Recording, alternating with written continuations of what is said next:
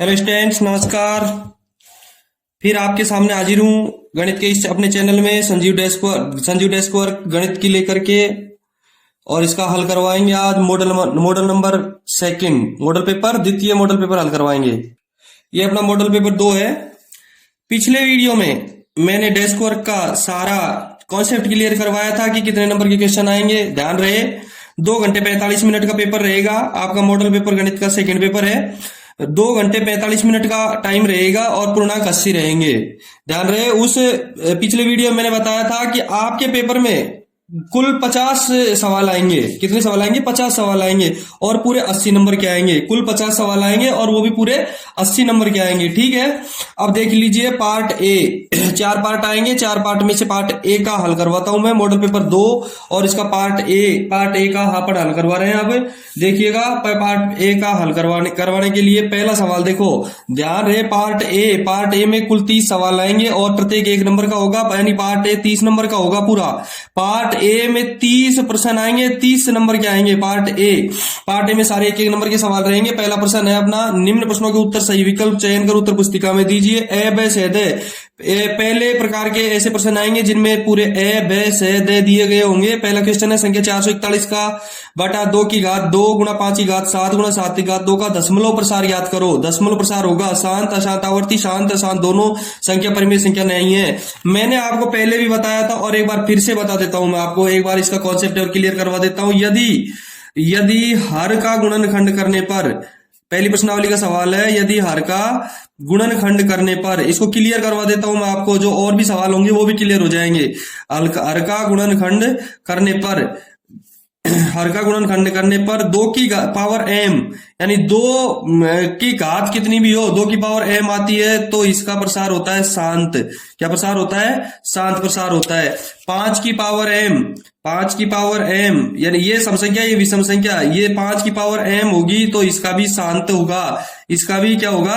प्रसार शांत होगा। 2 की पावर m गुणा 5 की पावर m, तो इसका भी शांत होगा। 2 की सम संख्या है, एक विषम संख्या है, दोनों सम और विषम संख्या होगी तो इसका भी प्रसार क्या होगा? शांत होगा।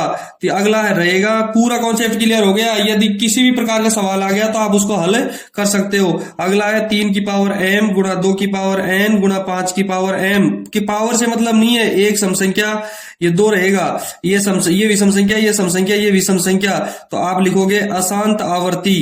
कौन सी रहेगी? ये अशांत रहेगी और वो भी आवर्ती रहेगी। अशांत रहेगी और वो भी आवर्ती रहेगी। ठीक है, इसमें सवाल में अपना दे रखा है 2 की घात 2, 5 की घात 7, 7 की घात 2। ध्यान रहे, मैंने अभी क्लियर करवाया कि 3, 2 और 5 2 विषम संख्या और एक सम संख्या है, तो उत्तर हो जाएगा अशांत आवर्ती। क्या हो जाएगा? अशांत आवर्ती। मैं इसका उत्तर हो जाएगा अशांत आवर्ती। बे सही है। इसमें एक और क्लियर करवा देता हूं आपको कि दोनों विषम संख्याएं हैं, दोनों विषम संख्याएं हैं तो अशांत अनावर्ती रहेगी। उसका प्रसार क्या रहेगा? अशांत, और वो भी अनावर्ती रहेगा। ठीक है फ्रेंड्स, समझ में आ गया होगा इतना। पहला सवाल हमको पता है कि एक सम संख्या और 2 विषम संख्या, एक सम संख्या और 2 विषम संख्या हो तो अशांत आवर्ती उत्तर होगा। इसका क्या उत्तर होगा? अशांत आवर्ती। नेक्स्ट क्वेश्चन दे रखा है, यदि P और Q एक द्विघात बहुपद, P और Q एक द्विघात बहुपद ax square plus bx plus c के शून्यक है तो P प्लस Q का मान ज्ञात करो। ध्यान रहे, सीधा सा सूत्र ही काम में आएगा और सूत्र अपना होता है शून्यकों का योग। आपको पढ़ाया है उसमें, प्रश्नावली जब पढ़ाई थी, शून्यकों का योग, और शून्यकों का योग का सूत्र है अल्फा प्लस बीटा बराबर माइनस का b बटा ए। ये शून्यकों का योग ज्ञात करना है। ये शून्यक है, इसकी तरफ नहीं देखना है, सूत्र है। P और Q एक शून्यक है और P प्लस Q का मान ज्ञात करना है, तो क्या सही होगा? माइनस b बटा ए, सूत्र ही है, यानी कि ब सही है। तीसरा सवाल देखिएगा, समीकरण y माइनस 3 बटा 7, समीकरण y माइनस 3 बटा 7 माइनस x बटा 2 बराबर 1 में y बराबर 10 हो तो x का मान ज्ञात करना है। y बराबर कितना होना है? 10 है। सीधा सा सवाल है, सीधा सा सवाल है। y माइनस 3 बटा 7, y माइनस 3 बटा 7 माइनस x बटा 2, माइनस x बटा 2 बराबर का 1, और y का मान रखना है 10। सीधा हल करेंगे। y का मान रखने पर, y का मान रखने पर y का मान रख दो, y की जगह 10 रख दिया, 10 माइनस 3/7 माइनस x बटा 2 बराबर का 1। कुछ भी नहीं करना है, जिस संख्या के नीचे नियम आर लगा सकते हैं। 10 में से 3 गया 7, 7/7 माइनस x बटा 2 बराबर 1/1। ये कट गए भैया, ये कट जाने पर कितना होता है 1, यानी समीकरण हो गए 1 माइनस x बटा 2 बराबर 1। 1 इधर भी है और 1 इधर भी है, दोनों तरफ 1 है, इधर भी प्लस का है इधर भी प्लस का है, दोनों कट जाएंगे और रह गया माइनस का x बटा 2 बराबर 0 और माइनस का x बटा 2 बराबर 0। नीचे बटा में 2 है, उधर जाएगा तो 0 के गुणा में चला जाएगा, माइनस x बराबर 0 गुणा 2। और 0 एक ऐसी बीमारी है, 0 एक ऐसी संख्या है जिसके अंदर भाग देने पर गुणा करने पर क्या प्राप्त होता है, 0 प्राप्त होता है। मान आ जाएगा इसका 0। तीसरे सवाल का उत्तर क्या होगा, 0 होगा। समीकरण x y minus 3/7 minus x बटा 2 बराबर 1 में y बराबर 10 होने पर x का मान कितना प्राप्त हो गया, 0 प्राप्त हो गया। सवाल नंबर 4, समीकरण x माइनस 3 का होल स्क्वायर बराबर 3 के मूल है। सवाल x माइनस 3 का होल स्क्वायर बराबर 3 के मूल है, सीधा सा सवाल है। x माइनस 3 का होल स्क्वायर, x माइनस 3 का होल स्क्वायर बराबर 3, x माइनस 3 का होल स्क्वायर बराबर 3। इधर स्क्वायर लगा रखा है, इधर स्क्वायर लगा रखा है, तो इधर क्या हो जाएगा, जब इस एक तरफ की संख्या का स्क्वायर हटाएंगे दूसरी संख्या के अंडर रूट लगा देंगे। क्या निकालेंगे, अंडर रूट लगा देंगे। और अंडर रूट हमेशा प्लस और माइनस का होता है, plus minus under root 3। x minus 3 बराबर प्लस माइनस अंडर रूट 3, तो x बराबर 3 इधर माइनस का है उधर जाएगा प्लस का हो जाएगा, प्लस का 3 plus minus under root 3। x का मान हो गया, x का मान हो गया 3 प्लस माइनस अंडर रूट 3 और 3 प्लस माइनस अंडर रूट 3। चौथे सवाल का उत्तर हो जाएगा ए।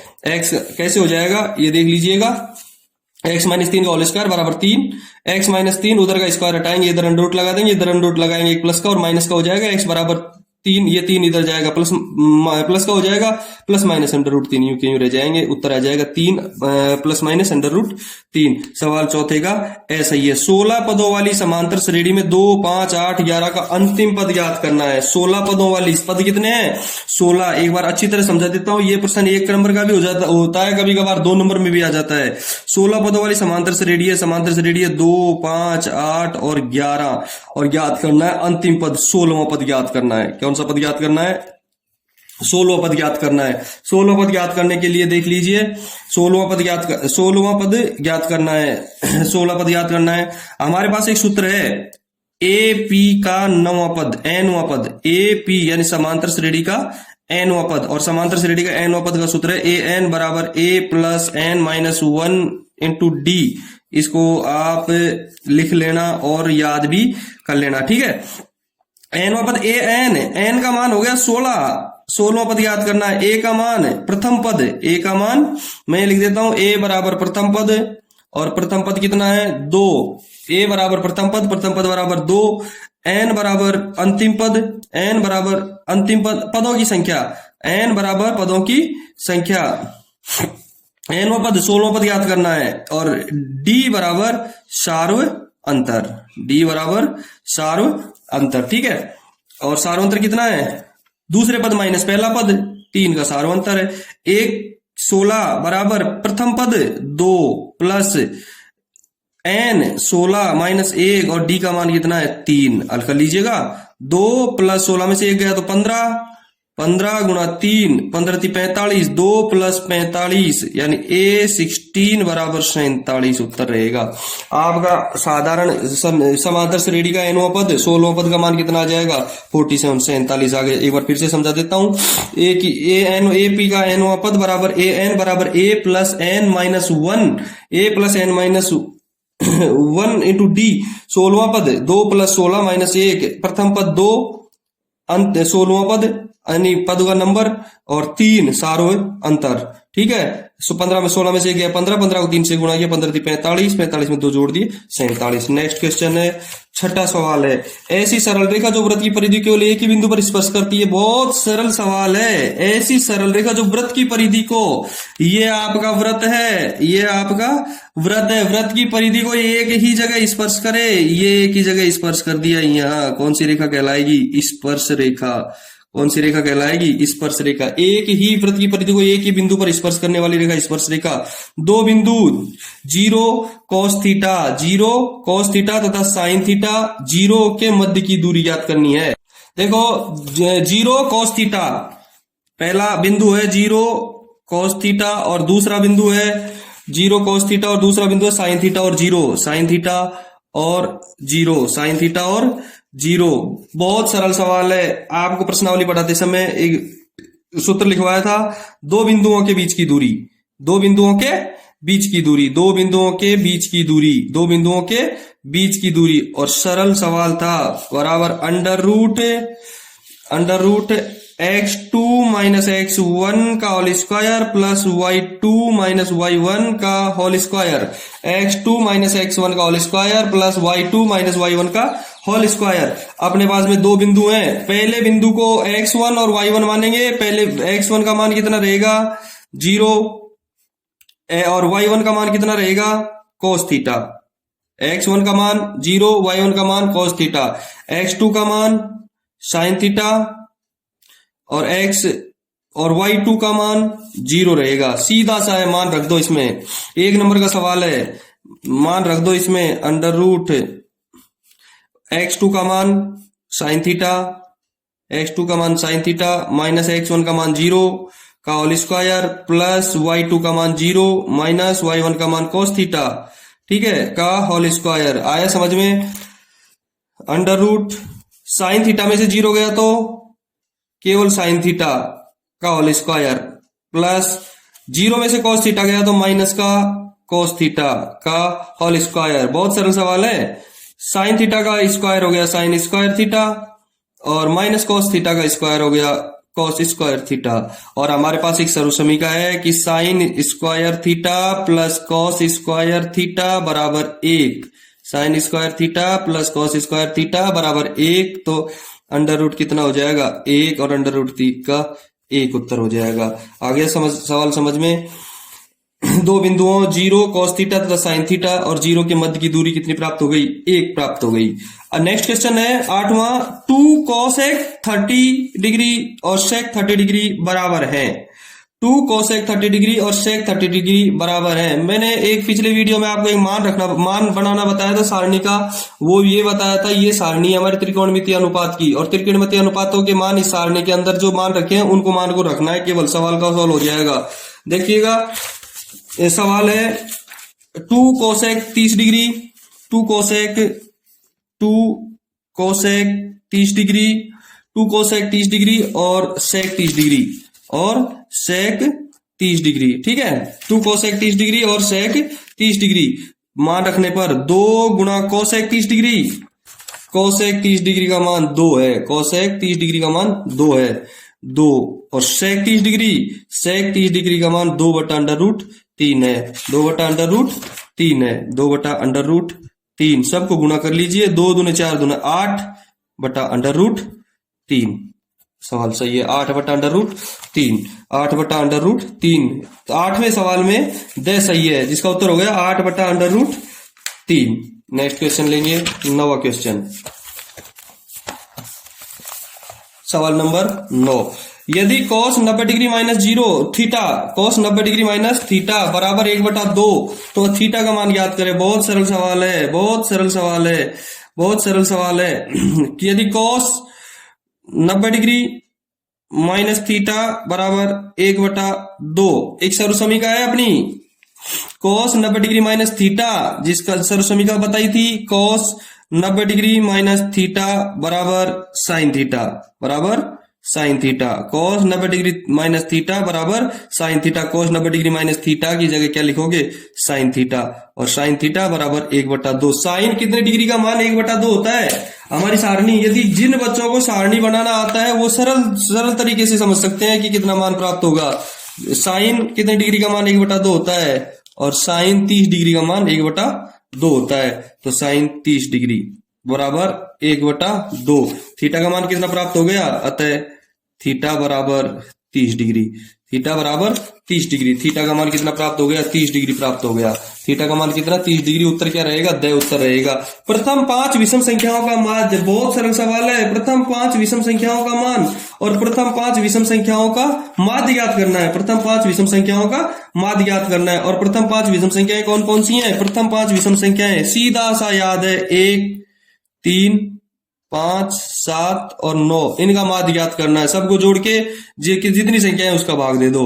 प्लस प्लस प्लस और प्लस, कितनी संख्याएं हैं? ये 5 संख्याएं हैं। 1 और 3 4 और 5 9, 9 और 7 16, 16 और 9 25, 25 बटा 5 बराबर 5 उत्तर रहेगा। प्रथम 5 विषम संख्याओं का माध्य कितना हो गया?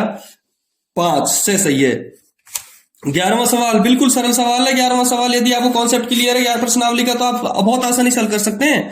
प्रथम बंटन 3 5 7 4 2 1 4 3 4 का बहुलक, जो संख्या सबसे ज्यादा बार है वो बहुलक है। कितनी, कौन है जब सबसे ज्यादा बार? 3 2 बार है, 5 एक बार ही है, 7 भी एक बार है, 4 3 बार है, 1 2 3 तो 4 ही बहुलक होगा। 11वें सवाल का उत्तर कितना हो गया? 4 हो गया। 12वां सवाल देखिए, 2 500 को उछालने पर उनके अंकों का योग 7 या 11 आने की प्रायिकता। बहुत सवाल बहुत है, बहुत बड़ा, बहुत अच्छा सवाल है ये सवाल। 2 नंबर 3 नंबर का भी आ सकता है। बहुत अच्छा सवाल है। देखो इसको हल करने के लिए क्या करोगे आप? प्रायिकता के लिए 2 पासे हैं, जब 2 पासों को एक साथ उछालेंगे, 2 पासों को, क्योंकि एक पासे में 6 किनारे होती हैं, 6 परत होती है एक पासे में, तो कुल संभावित कुल परिणाम, संभावित कुल परिणाम दोनों पासों के संभावित कुल परिणाम 6 होते हैं। तो 6 में 6 गुणा 6 कुल संभावित कुल परिणाम कितना होगा? 6 पासे हैं, 2 पासे हैं, 6 6 और हैं, 6 गुणा 6 बराबर 36।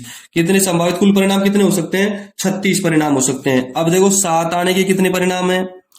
7 आने के परिणाम, 7 आने के परिणाम कितने हैं? अब 7 आने के परिणाम देखिएगा, 7 आने के परिणाम कितने हैं?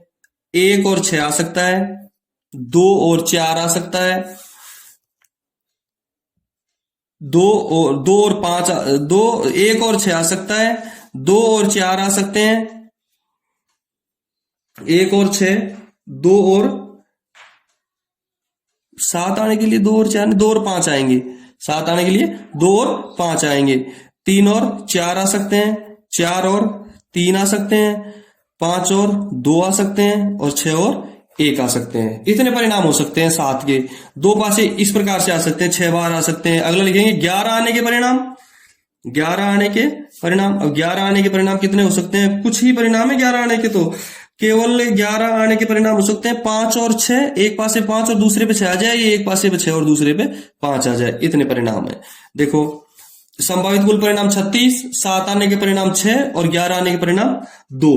अब देखो 7 या 11 आने के परिणाम, 7 या 11 आने के परिणाम बराबर कितने? 6 और 2 ये 9, 9। इसलिए इनकी प्रायिकता P और E बराबर संभावित परिणाम 9 और कुल परिणाम 36। संभावित परिणाम 9 और कुल संभावित परिणाम 1 2 3 4 5 6 7 8, 7 और 11 आने के परिणाम 8 हुए। 1 2 3 4 5 6 7 8 और कुल परिणाम 36, 8 बटा 36, 4 दूने के 8 और 4 9 के 36, 2 बटा 9 उत्तर रहेगा। इस क्वेश्चन का उत्तर रहेगा 2 बटा 9। 2 पासों को उछालने का अंकों को 7 या 11 आने की प्रायिकता 2 बटा 9 से सही रहेगा इसमें। नेक्स्ट क्वेश्चन देखो दूसरा। अब इसमें हमको इसके खाली स्थान भरने हैं। इसके क्या भरने हैं? खाली स्थान भरने हैं। रैखिक समीकरण 2x - 3y - 2 बराबर 0 तथा 4x - 4y - 5 बराबर 0 के युग्म में। अब युग्म क्या करना है? संगत या असंगत छांटने। इसमें कैसे हल करने हैं? संगत या असंगत छांटने हैं। संगत या असंगत छांटने, बहुत सरल सवाल है। पहला समीकरण 2x - 3y - 2, दूसरा समीकरण 4x - 4y - 5 और दोनों समीकरण है। x1 इसमें आपको हल करवाया था, तब प्रश्नावली हल करवाई तब बताया था कि x1 y1 और x1 y1 a1 b1 और c1, a1 b1 और c1 पहले समीकरण में से a1 का मान x का मान जो होगा 2, b1 का मान 3 और c1 का मान 2। a1 का मान 2, b1 का मान -3, c1 का मान -2। इसी तरीके से a2 का मान 4, b2 का मान माइनस का 4 और C2 का मान माइनस का 5। A1 का मान 2, B1 का मान -3, C1 का मान -2, A2 का मान 4, B2 का मान -4 और C2 का मान 5। अनुपातों की तुलना करने पर लिखेंगे नीचे, अनुपातों की तुलना करने पर, अनुपातों की तुलना करने पर, अनुपातों की तुलना करने पर क्यों संगत या असंगत याद करना है हमको। देखो इसमें लिखा है युग्म अनुपातों की तुलना करने पर, तुलना करेंगे पहला है A1 बटा A2 और B1 बटा B2, इसकी तुलना करो, इसकी तुलना करेंगे A1 2 बटा A2 4, B1 4 और B1 माइनस का 3 है, B1 माइनस का 3 और B2 माइनस का 4, बराबर है क्या दोनों। 2/4 और -3/4 ये बराबर नहीं है, बराबर नहीं है। और जब बराबर नहीं है तो क्या होगा, केवल एक ही हल प्राप्त होगा और ये क्या होगा, युग्म संगत होगा। क्या होगा, ये युग्म संगत होगा। ठीक है। दूसरा सवाल है समांतर श्रेणी 2 7 12वां का 11वां पद याद करना है। अभी अभी हमने हल किया है सवाल, अभी अभी हमने हल किया है सवाल। 11वां पद याद करना है। कौन सा पद याद करना है, 11वां पद याद करना है। और हमारे पास में सूत्र है a की a plus n-1 into D और ज्ञात करना है an वां पद याद करना है, 11वां पद याद करना है। इसमें a बराबर 2 प्रथम पद, n बराबर 11वां पद 11 और d बराबर सार्वंतर 7 - 2 बराबर 5। सूत्र में हल कर दो। a का मान a 11 बराबर a का मान 2 प्लस n का मान 11 माइनस 1 गुणा d का मान 5 बराबर 2 प्लस 11 में से गया 10 गुणा 5 बराबर 2 प्लस 10 पंजे 50 बराबर 50 और 2 52 उत्तर रहेगा। समांतर श्रेणी का 11वां पद कौन सा प्राप्त हो गया, 52 प्राप्त हो गया। ठीक है। नेक्स्ट क्वेश्चन है अपना अगला है, एक व्रत में अधिक से अधिक कितनी जीवाएं खींची जा सकती हैं। क्या बात है, बहुत सरल प्रश्न है। एक व्रत पर अधिक से अधिक कितनी जीवाएं खींची जा सकती हैं। जीवा जानते हो क्या, जीवा क्या है। जीवा देखो, पहले मैं जीवा बता देता हूं आपको। ये व्रत है और व्रत को असमान भागों में बांटने वाली रेखा जीवा कहलाती है। अब ये जीवा ही है, मैं जो खींच रहा हूं वो जीवा है। ध्यान रखो, समान भागों में बांटने वाली रेखा व्यास कहलाती है, असमान भागों में बांटने वाली रेखा जीवा कहलाती है। कितनी जीवा खींच दी, अनंत। कितनी जीवा खींच दी, अनंत। एक व्रत में अधिक से अधिक अनंत जीवाएं खींची जा सकती है। कितनी जीवा खींची जा सकती हैं, अनंत जीवाएं खींची जा सकती है। एक्स अक्ष पर स्थित प्रत्येक बिंदु की कोटि का मान ज्ञात करो। एक्स अक्ष पर स्थित प्रत्येक बिंदु की कोटि का मान ज्ञात करो। कोटि किसी बिंदु की एक्स अक्ष से दूरी कोटि कहलाती है। मैं लिख देता हूं, मैं यहां लिख देता हूं, किसी बिंदु की एक्स अक्ष पर, किसी बिंदु की एक्स अक्ष से दूरी कोटि कहलाती है। और जो दूरी कोटि कहलाती है, और जो दूरी केवल एक्स अक्ष पर ही स्थित है, जो दूरी एक्स अक्ष पर ही स्थित है, उस दूरी उसका मान तो क्या होगा, शून्य होगा। किसी बिंदु के एक्स अक्ष से दूरी कोटि कहलाती है। और ये कह रहा है एक्स अक्ष पर स्थित प्रत्येक बिंदु की कोटि, तो जो एक्स अक्ष पर स्थित होगी तो उसका मान कितना होगा, शून्य होगा। उसका मान कितना होगा, शून्य होगा। यदि साइन थीटा बराबर कोस थीटा तो थीटा का मान ज्ञात करें। साइन थीटा बराबर कोस थीटा तो थीटा का मान ज्ञात करें। बहुत इजी सवाल है। यदि हमको सारणी याद है, जिन बच्चों को सारणी याद है वो बच्चे आसानी से हल कर सकते हैं इसको। साइन थीटा और कोस थीटा, साइन थीटा और कोस थीटा का मान इसका है, तो थीटा का मान बताओ। तो साइन थीटा और कोस थीटा कहां पे बराबर है, देख लीजिए। साइन थीटा और कोस थीटा का मान कहां बराबर है, 45 डिग्री पे जाकर बराबर है। 1/√2 और 1/√2, तो सीधा सा उत्तर हो गया थीटा बराबर 45 डिग्री। थीटा बराबर 45 डिग्री। क्यों, साइन थीटा साइन 45 डिग्री बराबर कोस 45 डिग्री, और वो कितना होता है 1/√2। दोनों का मान यहां जाकर के बराबर प्राप्त होता है। ठीक है। अब अगला सवाल है, A1 A2 A3 और AN का माध्य A है, तो A का मान ज्ञात करो। केवल सूत्र ही लगेगा इसमें, केवल और कुछ भी नहीं लिखना है हमको, सूत्र लिखना है इसका, केवल सूत्र ही लिखना है। और सूत्र ये रहा, देखो A बराबर सिग्मा N A I और I बराबर 1/N। इसका ये सूत्र रहेगा। ए का मान ये ज्ञात करना है। ठीक है, तीसरा सवाल देखिएगा, अति लगातारात्मक प्रश्न। ये भी आपका एक एक नंबर के ही हैं, एक नंबर के पूरे 30 सवाल आएंगे। संख्याओं 44 और 99 का में से याद करना है। बहुत सरल सवाल है, में से याद करना है 44 और 99 का, और 44 और 99 का में से याद करना है 44 का गुणनखंड, 44 के गुणनखंड, 44 के गुणनखंड देखो बहुत सरल तरीके से 44 के गुणनखंड, 44 के गुणनखंड, 44 के गुणनखंड में आपको बता देता हूं, ये 44 के गुणनखंड हो जाएंगे, और 44 के और 99 के, 99 के गुणनखंड, 44 के गुणनखंड और 99 के गुणनखंड। 44 के गुणनखंड देखिएगा, 2 का भाग दिया 22 आ गए, फिर 2 का भाग दिया 11 आ गया। अब 11 में किसी का भाग नहीं जाएगा, 11 का ही भाग जाएगा। इसी तरीके से 99 का हो जाएगा, 3 का जाएगा, 33 आ जाएंगे, फिर 3 का जाएगा, फिर 11 आएंगे, और 11 कम 11, 2 का इसमें जाता नहीं है। 44 के गुणनखंड हो गए 2 गुणा 2 गुणा 11, 99 को 3 गुणा 3 गुणा 11। 44 के 2 गुणा 2 गुणा 11 और 3 गुणा 3 गुणा 11। ठीक है, 2 गुणा 2 गुणा 11, 3 गुणा 3 गुणा 11। अब दोनों के गुणनखंडों में अधिकतम उभयनिष्ठ राशि, अधिकतम उभयनिष्ठ, उभयनिष्ठ का मतलब जानते हो, उभयनिष्ठ का मतलब मिलने वाली, अधिकतम उभयनिष्ठ राशि, अधिकतम उभयनिष्ठ राशि। और अधिकतम उभयनिष्ठ राशि कौन सी है? 11 ही है, 11, केवल एक ही पद है, अतः राशि 11, अतः HCF, अतः HCF 44 99 बराबर 11, 44 99 बराबर 11 आंसर हो जाएंगे। नेक्स्ट क्वेश्चन देखिएगा, नेक्स्ट क्वेश्चन ये रहा, दूसरा क्वेश्चन है, यदि x माइनस 2 व्यंजक x square plus 2x minus 1 का एक गुणनखंड है तो a का मान लिखिए। बहुत सरल सवाल है, a का मान लिखना है, ये इसका एक ही गुणनखंड है, x माइनस 2, x माइनस 2, तो x माइनस 2, तो x बराबर, यदि ये बराबर में x माइनस 2 बराबर 0 रहेगा तो x बराबर क्या रह जाएगा? प्लस रह जाएगा, प्लस रह जाएगा, और x का मान समीकरण में रख दो, x square plus 2x minus a बराबर 0।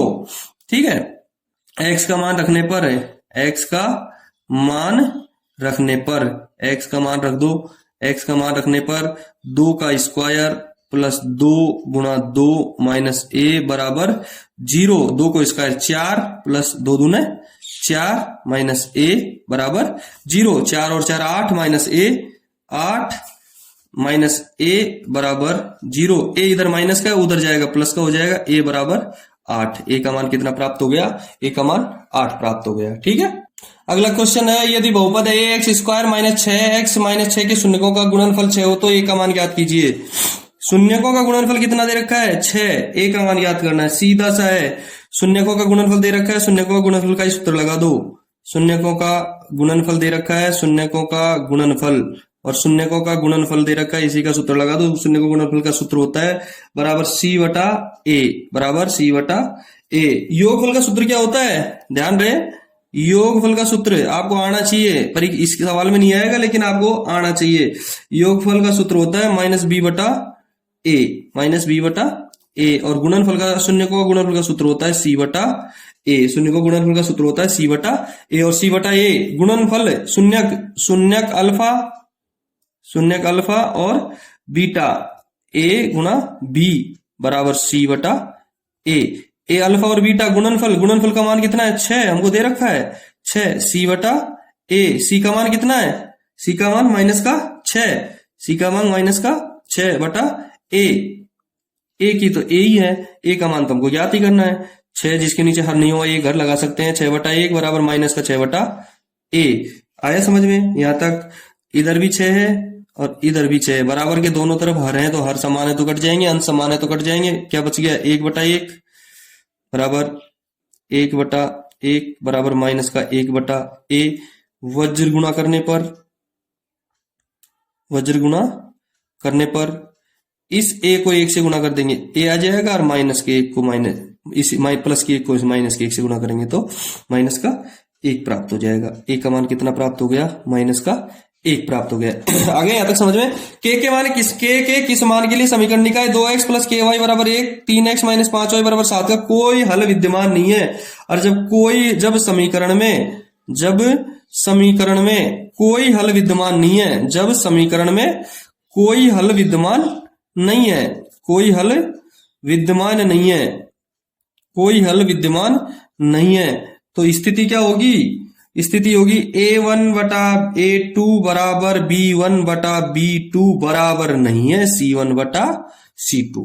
आगे समझ में, ये आपको समझ में आ गया तो आप बहुत आसान तरीके से सवाल का हल कर सकते हैं।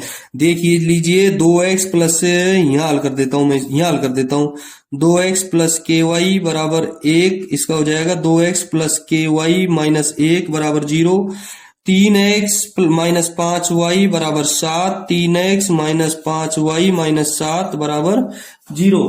ठीक है, A1 का मान इसमें से प्राप्त होगा और सारे 1 के मान इसमें से और 2 के मान इसमें से प्राप्त होंगे। ठीक है, A1 बटा A2, A1 का मान 2 बटा A2 का मान 3, B1 का मान K और B2 का मान 5, माइनस का है 5, C1 का मान माइनस का 1 और C2 का मान माइनस का 7। ये बराबर है और ये बराबर नहीं है। जो बराबर है उनको उठा करके ले लीजिए और उसमें से K का मान ज्ञात कर लीजिए। ठीक है, वज्र गुणा करने पर,